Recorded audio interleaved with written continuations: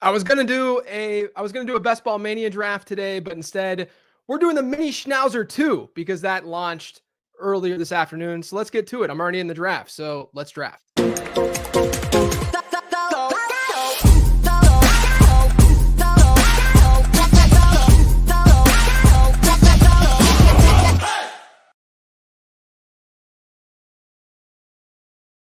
What's going on, everyone? Here's the draft. As I said, I've already gotten started with said draft. I got Jamar Chase, fourth overall. Hope everyone's doing great. I haven't done a live stream with the YouTube audience publicly. I've done a ton of them through the Patreon. So yeah, feel free to ask questions. I'll be looking over here a lot because I have another screen going on over here. Main draft is right here, so I can stay focused. CMC went first overall. Then I mean, it's been pretty chalky in the first round so far for the most part. We can give it this view for folks to get a better look.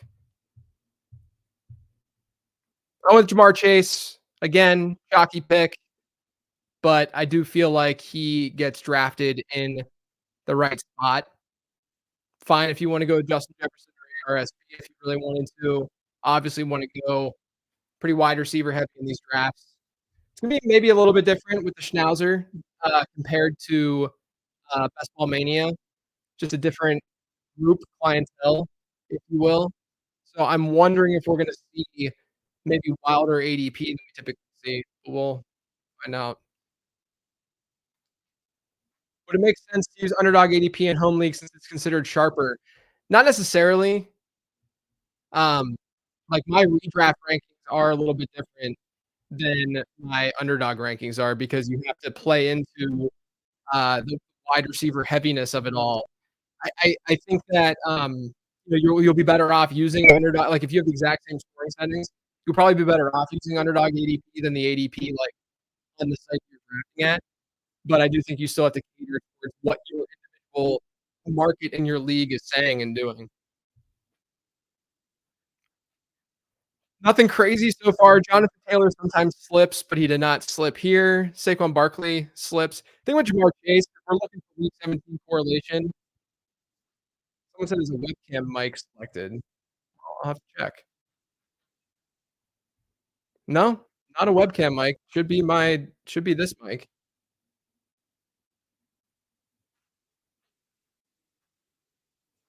That's bad. The microphone is apparently not working, even though I've done these plenty.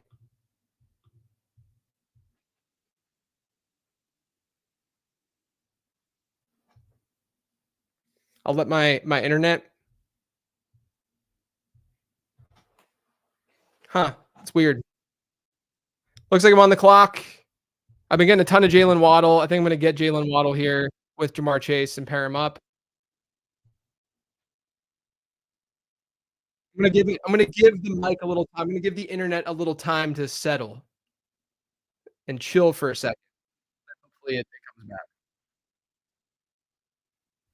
Those look like my off though.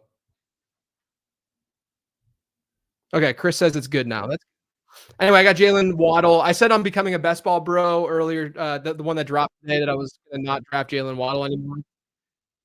I like him in the second round. I like him in the late second round. Hard to hard to avoid him. Maybe I'll turn off my mic and turn it back on.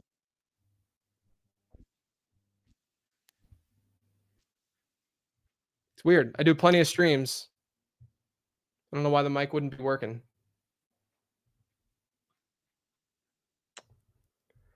Again, nothing surprising. Pretty chalky thus far.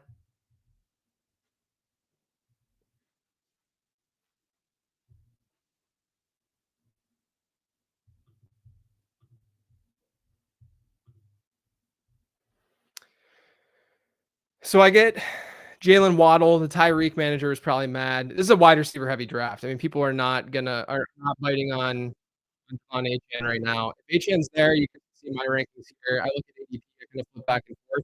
Clearly, a little bit lower on Kyron than the market is higher on Cooper Kupp. But yeah, I mean, if we're looking at a situation where Devon Achan's here, it'd be pretty intriguing. He just got drafted. So now probably looking at DJ Moore. as the next pick, going wide receiver heavy. Don't like Kyren Williams. Could go Cooper Kupp. No real correlation here. No one on Denver, no one on Cleveland. I don't really love the Miami Cleveland game in week 17 anyway. Um, so I'll just go DJ Moore.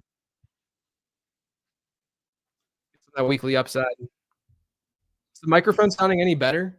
It's very strange. I literally was just on a call and it sounded fine.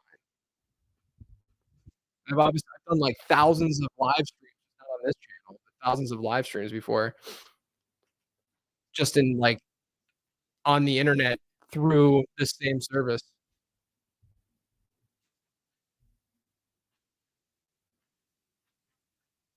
Let me see something.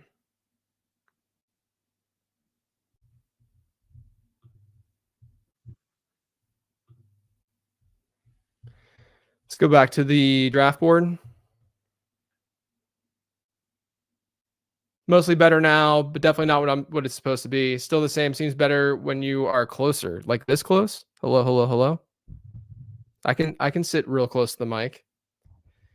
Michael Pittman, Cooper Kupp, Josh Allen. Josh Allen, it's a little bit early for him. Maybe we'll see. There you go. Jalen Hurts. You'll see Hurts often fall to the fourth, and he goes in the third there.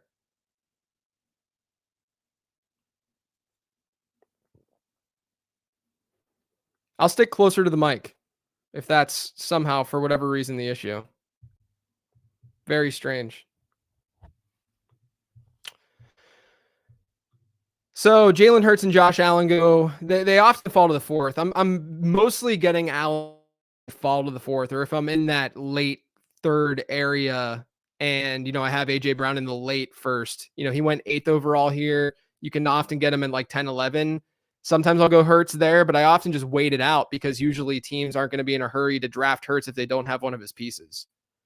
Do you have any concerns about stacking Ravens and Texans early, given they're on the same bye week? I don't care as much about the bye week. I mean, it's somewhat of a concern. It's hard to get like a ton of them to begin with, right? Like it's hard to go nuts stacking those teams.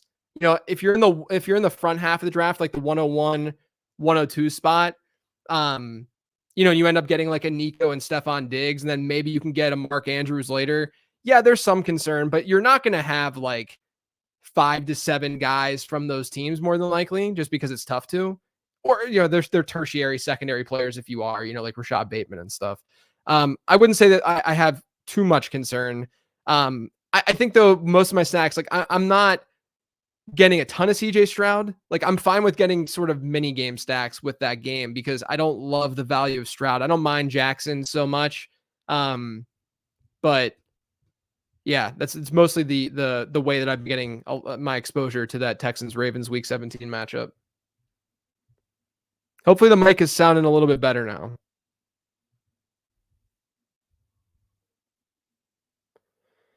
So we got Pickens, T, ETN, Zay Flowers, and Tank. Nothing crazy. Right now, I start to think about a little bit more about correlation. Jalen Waddle, I could go Amari Cooper to get that stack, which I might end up doing, but I really want to get an elite tight end also. And Trey McBride already went, and it's not even a correlated Trey McBride. So I have a fear that some of the tight ends might fly off the board randomly, right? Like there you see Travis Kelce. If I can get a Mark Andrews, I'm cool with that. Amari Cooper's not a bad second choice because you get the correlation with Jalen Waddle, but I might go Mark Andrews just to get oh, see, Amari Cooper just went there too. Like, I don't see a need to get Lamar Jackson here. I'd rather try to get Andrews and see if Lamar's going to drop. So the way that my rankings work, for the record, is they're based on my redraft rankings, which are definitely different than what you're going to see in Underdog and on Underdog. And then I just adjust based on some formulas where you boost wide receivers up a little bit. And then I also adjust based on the market. So I'll use ADP to incorporate that. And it kind of spits out these rankings that have been pretty decent, I think, and helpful for people. It at least gives you an idea of like who I'm generally higher on, versus the consensus. I love how everyone's saying my eyes because I'm on light mode. Dark mode sucks, guys. Dark mode sucks. By the way, it's a complete like individual preference, for the record. Like a physiological, this is what your body can handle kind of preference with light and dark mode. So I always love the light and dark mode wars that are out there and people complaining about it. So now that I'm sitting with DJ Moore, I might go Keenan Allen with the next pick and get correlation there. Lamar Jackson's still on the board though, so he's actually my one of these two because I have Mark Andrews. If this guy doesn't go Lamar, that would be sweet. Get a nice Lamar Andrews stack. It's going to be hard to bring it back with a Texan. Maybe just get like Dameon Pierce late or Joe Mixon if he falls. All right, ladies and gents, we're going with a Lamar Andrews stack to start this thing off. That's the thing. I generally have found that, ADP favors Lamar Jackson. It favors, Mahomes or whoever. Maybe not Mahomes over Andrews, but you'll find more often that the quarterback will fall in drafts as opposed to the tight end. And so I will often just get the tight end first and then hope that what just happened with Lamar Jackson. And now I get to pair Lamar Jackson with Mark Andrews. Again, that correlation for week 17 might be a little bit difficult because I didn't anticipate getting these Ravens where I got them. And so that correlation is going to be a little bit difficult to come to fruition. I think like a Dameon Pierce is one that I could go after. I'm not really that interested in other wide receivers other than the big three for Houston. I think once Bateman pops up, I'm going to try to get like a Bateman or something like that. But Dameon Pierce just as like a cheap dart throw. Maybe I can get Joe Mixon in the next round. I'll at least highlight him. But, at least the Baltimore stack should be able to come to fruition. Like if I can get Bateman late, even if I don't get Bateman, like having Lamar and Andrews is obviously a big W. I like the squad so far, though.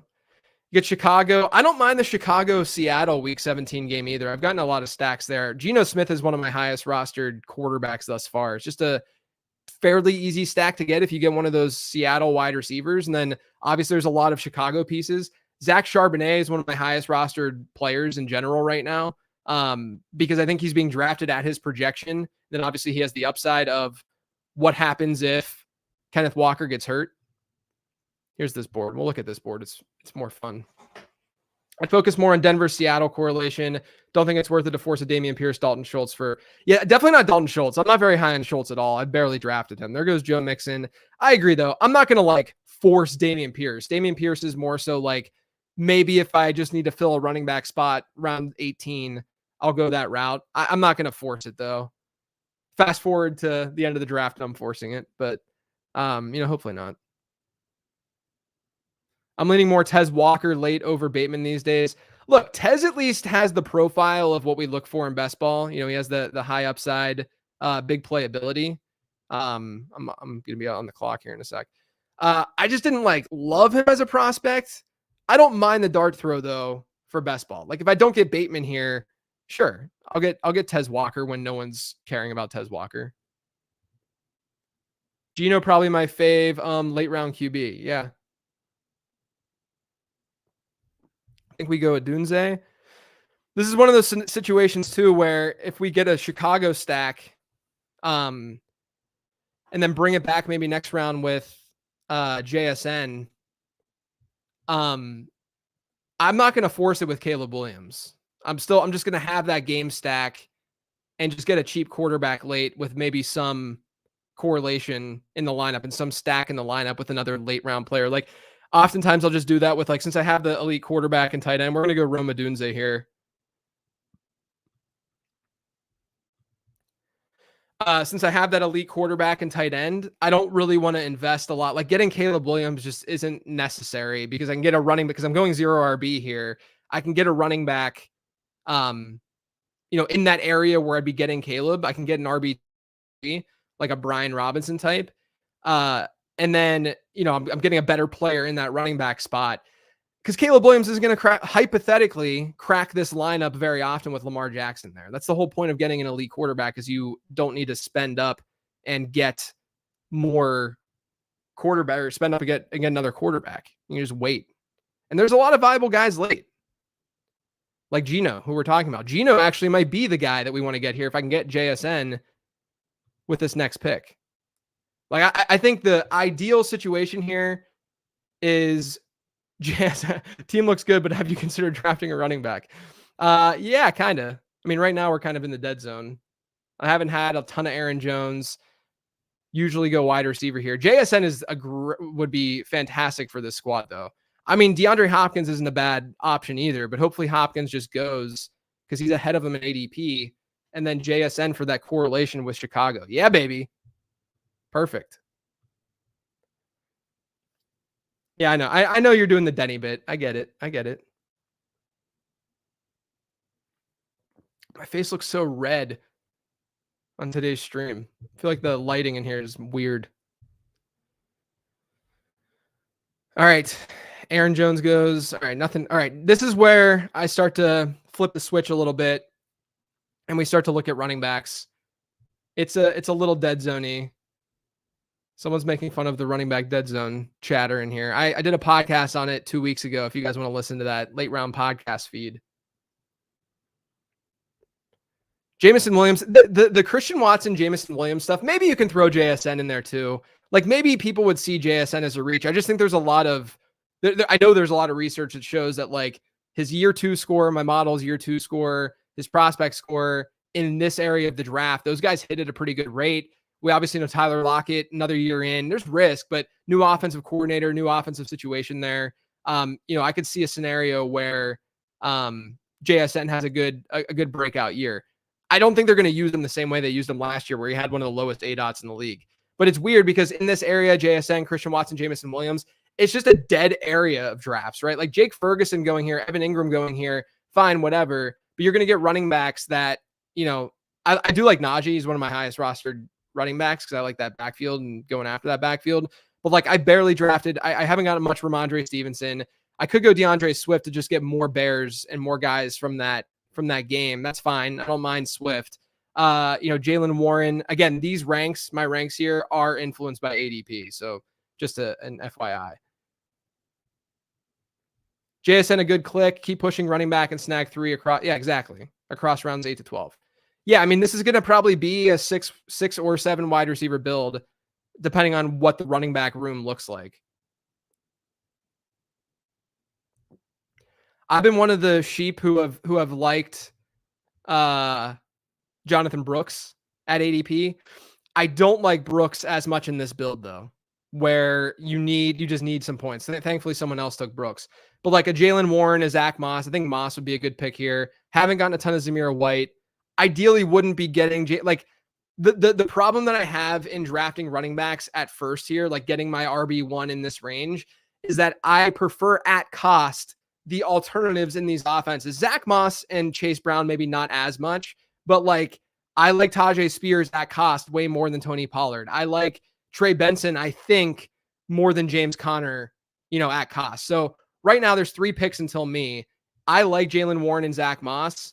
Hopefully someone takes Zamir White instead. I haven't gotten much Zamir White at all in best ball, and I would not want him as my RB1, but it's getting a little iffy here. I might just roll with James Conner because there is, we think about contingent upside all the time as the backup stepping in for the starter who gets hurt. And yeah, let's be honest, James Conner hasn't stayed healthy throughout his time, but fortunately we don't have to make that decision because he picked Zamir White in front of me. So I'm going to go Jalen Warren as my RB1. This is going to look ugly. That's what 0 RB does. I think Warren at least has a nice floor profile with an obvious ceiling of what if Najee gets hurt or what if something obviously you can break big plays too. But you're at least getting some production there with Jalen Warren. So right now we're sitting at Lamar, Warren, Jamar Chase, Jalen Waddle, Chicago guys, JSN for the bring back, and then we have the Lamar and Andrews stack. Warren is D-Bro's man crush. Yeah, I know. Derek Brown loves him some Jalen Warren.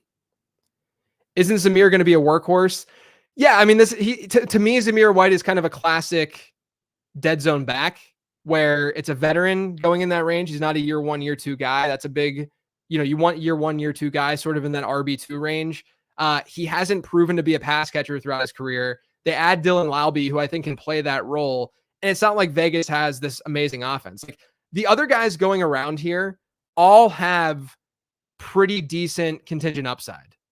right? Jalen Warren, Najee Harris going down.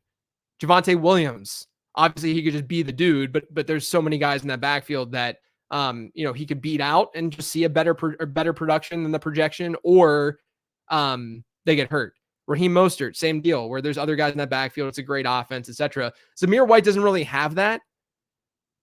He doesn't have that contingent upside. That's always scary. Another wide receiver in this area that also doesn't really have it is Courtland Sutton. There's not a whole lot that can happen for Courtland Sutton for him to, end up being this beast of a fantasy asset. Who do you guys think I should go here? I'm going running back. Got to go running back. These guys don't matter. So we're looking at, Pollard. I don't really want Pollard, I don't think, but I think Pollard's probably the safest bet here. Light mode, a crime against humanity. I think Pollard's probably the play. Someone said contingent upside has been JJ's favorite term this year. Brother, I've been using it for years. Tony Pollard is I'm just probably going to pick Tony Pollard. Just get some production, go from there. Like I said, I like Spears just as much as Pollard. I don't love drafting a ton of Tony Pollard, but I do think that this is another contingent upside situation. And by the way, I keep saying contingent upside because it's just an important term. It's an easy to describe these situations term, right? People understand what you're saying immediately. Brian Robinson could have gone down that route. I went with Pollard. I'm not overly concerned with correlation until, I really think I want to get a Zach Charbonnet, who I'm very high on, as you can see right here, much higher than the market. And that's with ADP factored in. Chris says Spears. Yeah, look, I talked about this exact same thing, this exact scenario on today's Becoming a Best Ball Bro. If you guys haven't listened to that podcast yet, definitely try to check that out. But the episode dropped this morning, and I literally talked about this Tennessee backfield and how usually it's because of wanting correlation and getting Jacksonville guys and saying, I'd rather have Spears at cost than Pollard. But right there, I just needed a running back. I needed a player that I feel confident is going to get touches. And that has kind of an intriguing offense. So I went with Pollard. How many games do you ideally try to stack in a draft? I mean, kind of as many as I can, but I'm okay with I'm drinking have you guys ever had tea chino? Because it's delicious. It's tea that tastes like coffee. And I don't drink coffee because I just can't for a lot of reasons. And the tea chino does it for me. Yeah, in terms of getting as many game stacks as possible, that's fine. You should ideally try. But I get Lamar and Mark Andrews. It's going to be hard to really get a true bring back in that Houston game. Or I'm trying the Chicago-Seattle thing, hopefully get Geno late and be able to stack him with JSN and maybe get Sharbs upcoming. I just think Charbonnet is underpriced overall. Charbonnet, though, I should be able to get in the, 11th coming back. But this next round, just because of this build and the way things have gone, I'm going to probably go running back again. And if that running back is not correlated, it's not the end of the world for me. That's the way I've been drafting, at least. Could I get could I get Jerome Ford to pair with Jalen Waddle? Yeah, but I'm not as high on Jerome Ford as others are in the industry. Could I get another Denver running back, maybe Jaleel McLaughlin later to pair with Jamar Chase? Sure. That's a good to have. But I'm not going to sacrifice that. I'm not going to sacrifice being optimal for that, I should say. 6 picks away. Looking at running back, I don't want to go Gus Edwards. That's ADP. Look at my rank. Chase Brown is the top of the board for me right now. But I could take a risk with Blake Corum and then hope for Sharb on the way back. I think Chase Brown. Okay, there he goes. I'm probably going to take a risk with Corum here if he's available. He's the highest running back, but these 3 teams ahead of me all have 3 running backs. And there's not really... I could go Caleb because he's slipping, but I don't want to force it. I don't want to make a suboptimal play just because I can. That's something that Pat Kerrane talked about early on the first episode of Becoming a Best Ball Bro, or the second episode of Becoming a Best Ball Bro. I think I'm probably gonna go with Corum and just go for upside, as long as he doesn't get picked here. He's probably gonna get picked here.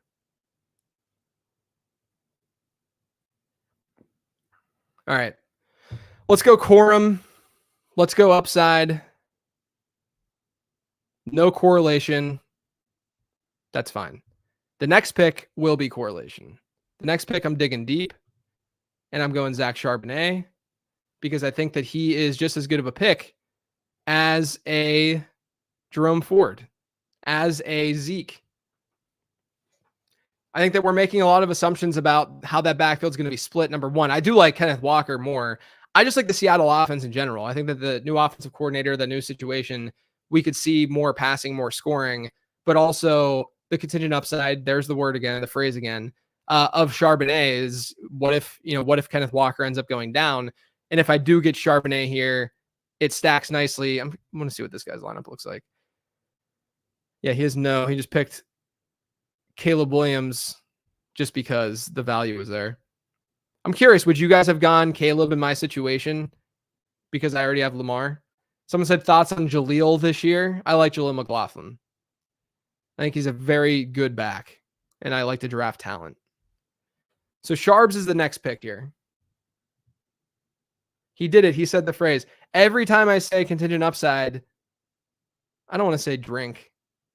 It's too early for that.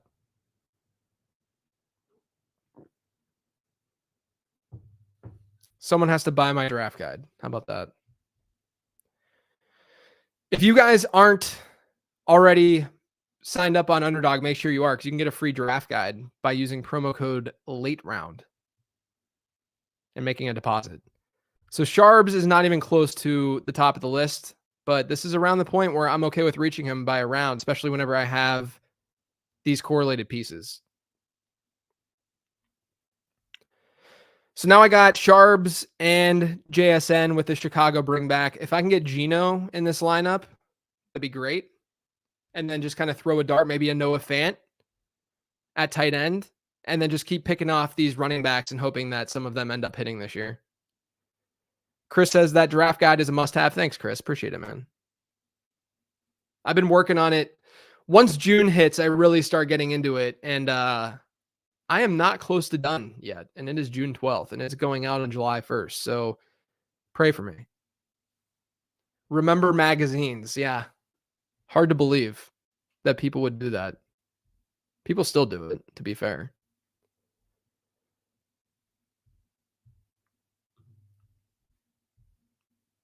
The Jerome Ford stuff's interesting to me. I don't mind him. Like, I've drafted him enough because I do think he has big playability, but the thing with Ford is that we saw last year him play in this offense and not be a bell cow with Dusty Kareem Hunt on that team. And so I don't know why them getting Deontay Foreman, them getting a pass catcher, Nyheim Hines, Nick Chubb hypothetically coming back maybe mid-season, or even, he's aiming for week 1. I don't know why we would assume Ford wasn't even that good last year. Like, he can make big plays. There's no doubt about it. He's very electric, but he wasn't like that amazing last season. So I don't know what the expectation really would be.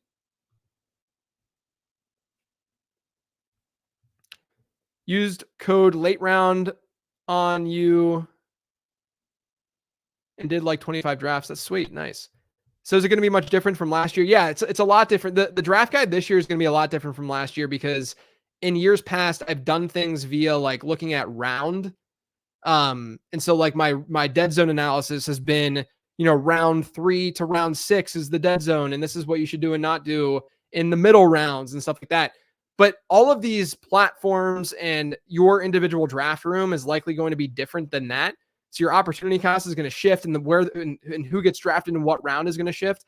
All of the analysis is done by tiering ADP groups. So like RB1 to RB6, RB7 to RB12, RB1s in general, RB2s in general, what to look for in these different groups, and then sort of associating those groups with what generally happens in a 12-team league and where those individual players get drafted. So there's this new analysis, yes, as there will be. I'm not going to like keep selling the same thing over and over again, even though a lot of it is evergreen. Don't get me wrong. But it's a sort of a different way and angle of looking at this stuff that I think is going to be more transferable to everybody's league. I think I talked myself into process of elimination. Chubb hurt, Strong and Hines, ancillary, Foreman, short yardage, goal line. Yeah, but your name is Brian Ford, so you're Jerome Ford's brother. That's different. No, I'm just kidding.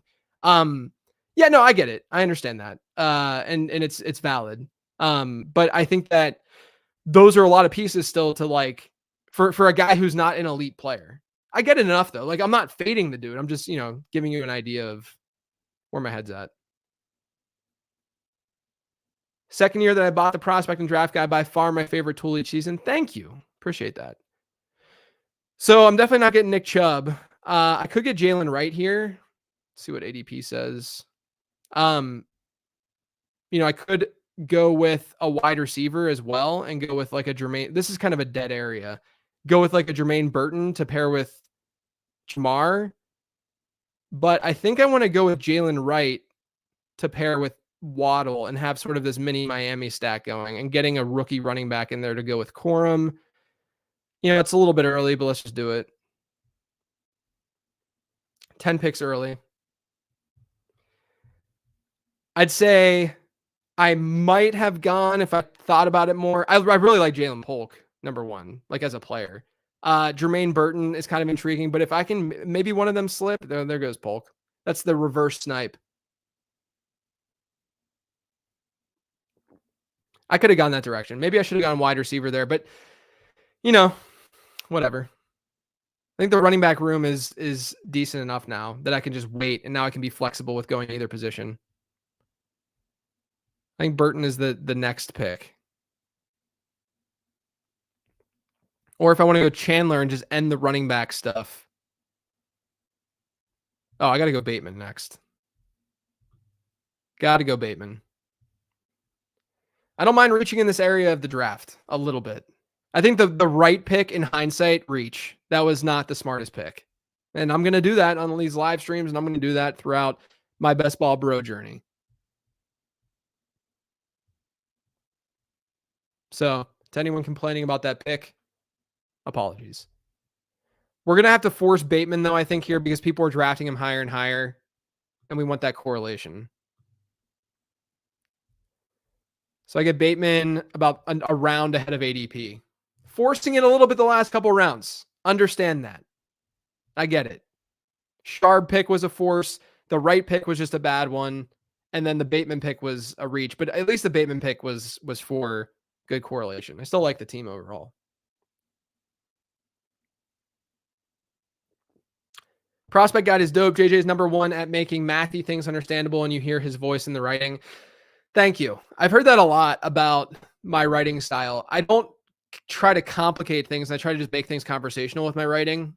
Because I'm not really a writer by trade. It's not like I went to journalism school.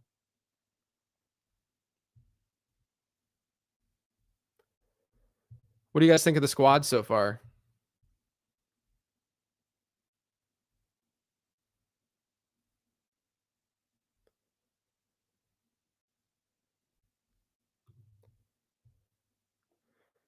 JJ hits me with one or two clutch names every year. James Robinson was one of my all-time faves too. It's a forgotten one that I was in on James Robinson before the breakout happened.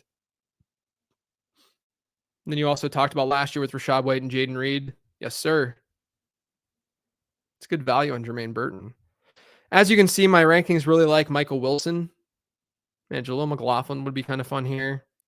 Tight end is still like Hunter Henry. I've gotten a lot because I think there's just a stable floor there if you're kind of going late round tight end and you need that. But we have Mark Andrews. The guy that I'm really looking for is Noah Fant there. We also have to think about Geno. Geno might be our next pick the way that quarterbacks are sitting. I think we got to force it with Geno. Can't risk it in these kinds of drafts where you have a really good setup and you don't have many. Like if I miss out on Geno, I'm going to have to force a stack with some of my later round picks. But if I get Geno, I got him with that game and the lineup would really be coming together. So let's just cross our fingers. We distracted you this entire draft. No, I mean, look, the draft again. I think the bad pick was Jalen Wright. I don't mind the Shard pick because I'm reaching for him plenty. Uh, and I'm, when you go zero RB, you have to force the running back a little bit in certain pockets. Um, so I actually don't mind this lineup. It's just the right pick was bad. And in this case, I'm okay. Round 14, opportunity cost isn't really that significant. And I know that Lamar is going to be Lamar for my lineup, hypothetically, and that's why I drafted him early. And so Geno's not that important, but it's nice to have that correlation and really that just the solidarity throughout the lineup. And I'm getting him 8 picks over ADP. I like Deshaun Watson more, but let's just go Geno and secure it. And now we can kind of sit back and be cool with kind of however the board falls. I don't need to force it with Noah Fant. I'll get him if I'm getting him at ADP. And then I can get another wide receiver. And yeah, get another running back probably.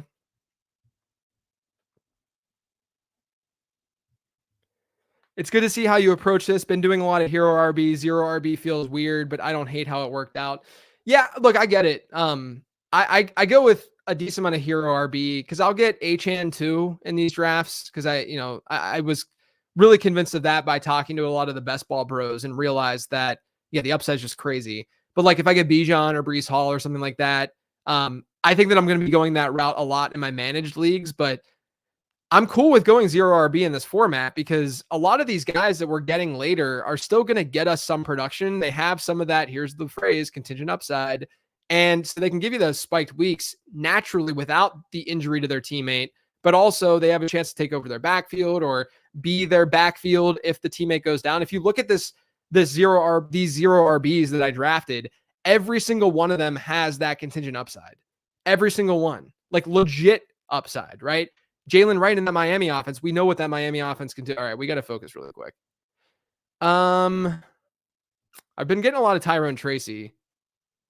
I don't see any obvious. Let's see where did Fant get drafted?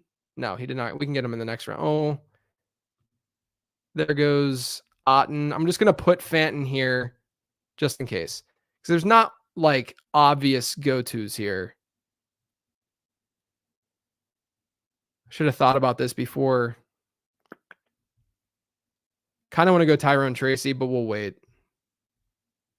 We'll go with Fant. I said that I wasn't going to force it with Fant, but I forced it with Fant. There's not I don't mind Demario Douglas. I think he's good. I just don't know if the ceiling's there.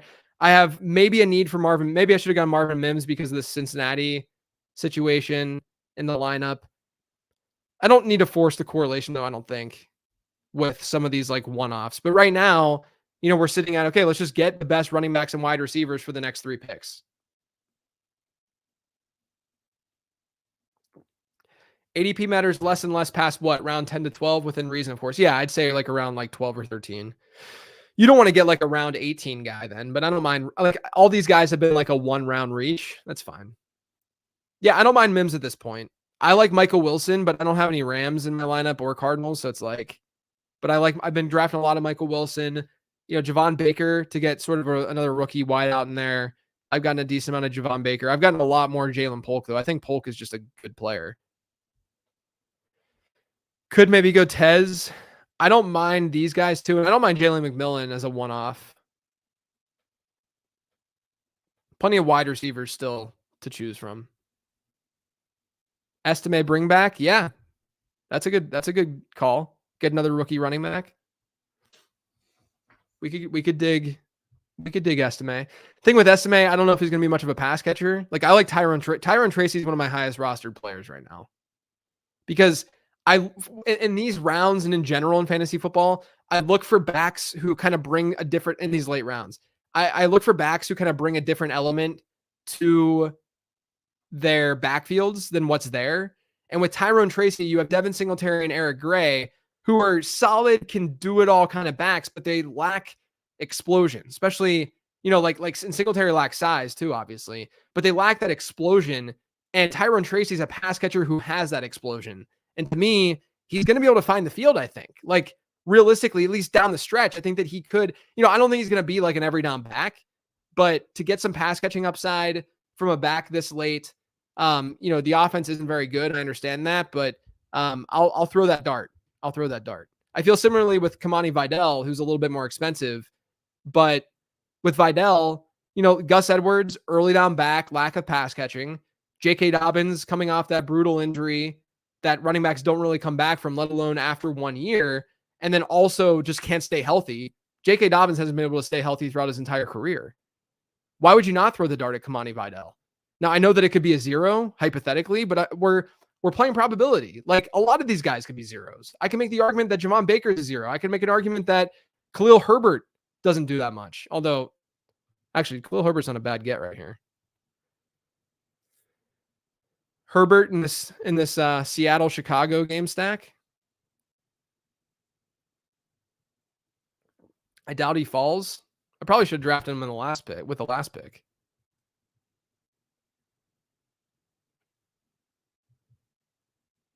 Again, don't mind Javon Baker. We're going to go with one of these two, hopefully, with our last running back pick. And then from there, get our wide receiver. We're going to go 6 running backs in this lineup. And then probably end it with wideouts.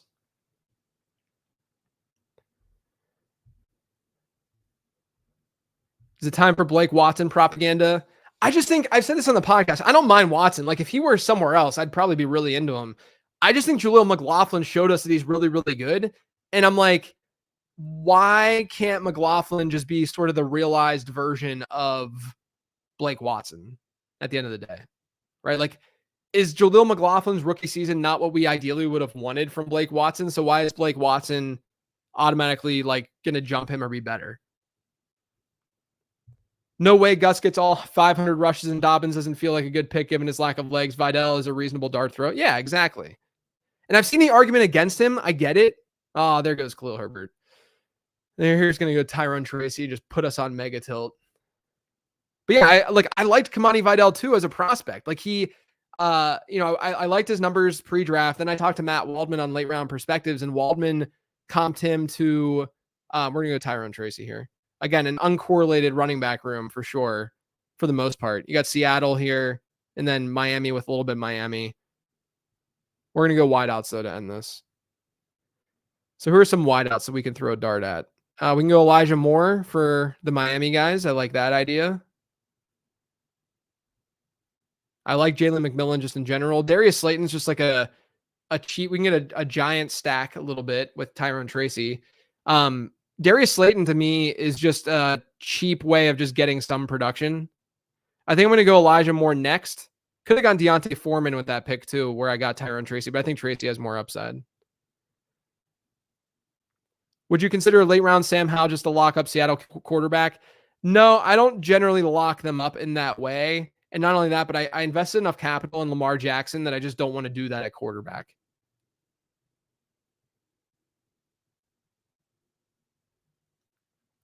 I was early on McLaughlin, but I heard coaches are worried about physicality, and I think he's a little steamed, but I can see him being good. Yeah, look, I don't think he's going to like take over the backfield. And if that's only what you're looking for, sure, that's a little bit different. Like, we're going to go Elijah Moore. If your idea is that like I'm only going to draft running backs who could be true bell cows, it's like we're only going to have 6 of them in a given year. Like, let's be at least a little bit reasonable. And to me, McLaughlin can still have spiked weeks, number one, but number two, he could still see 100 to 160 carries on the ground, 150, and then see maybe a double-digit percentage target share. Like, that's in his range of outcomes.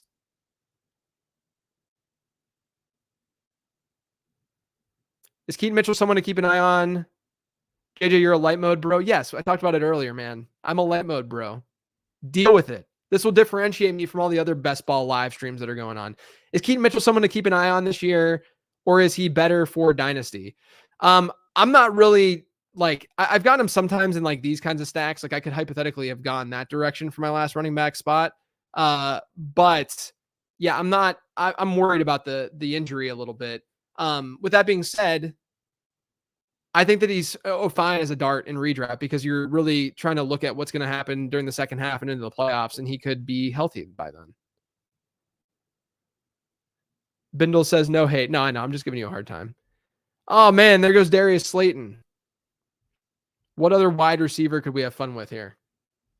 Or do we go with a 2-7-7-2 build? What do you guys think? JJ only cares about the audio listeners. No way. I'm trying to build up this YouTube channel a little bit.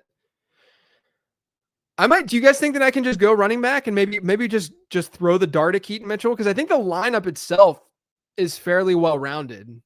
Maybe I should just go running back. I could go Deontay Foreman too and get the Cleveland Miami situation.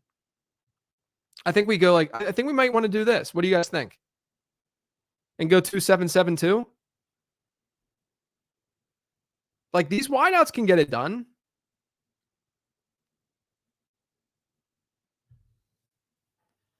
Good thing you always have the shades handy. Odell, too much Miami. No, it's not too much. I think Odell's fine too if I wanted to go more Miami there with Waddle. I think I'm ranking it like this. I might go 2-7-7-2. It's a 0 RB build. The running backs are definitely fragile.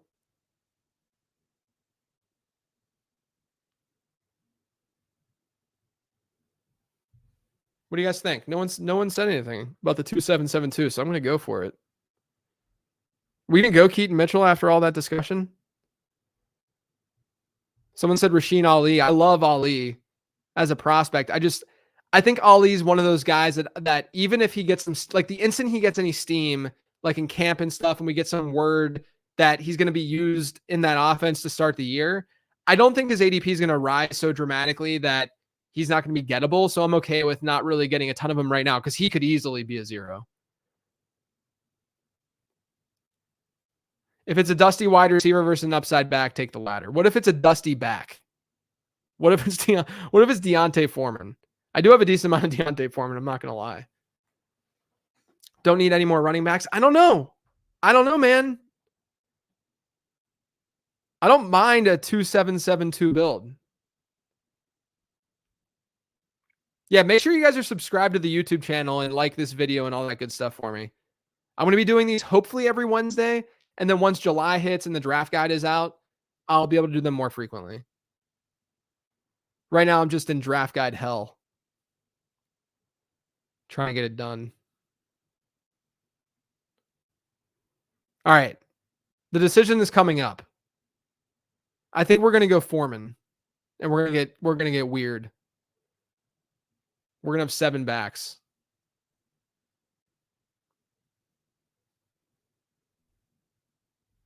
All right, let's do it. Let's get some correlation. We got that game that I said that I didn't like. All right, to recap, Lamar and Geno, pretty good quarterback room. Jalen Warren, Tony Pollard, Blake Corum, Charbonnet, Jalen Wright, Tyrone Tracy, Deontay Foreman. Lots of upside there with some rookies.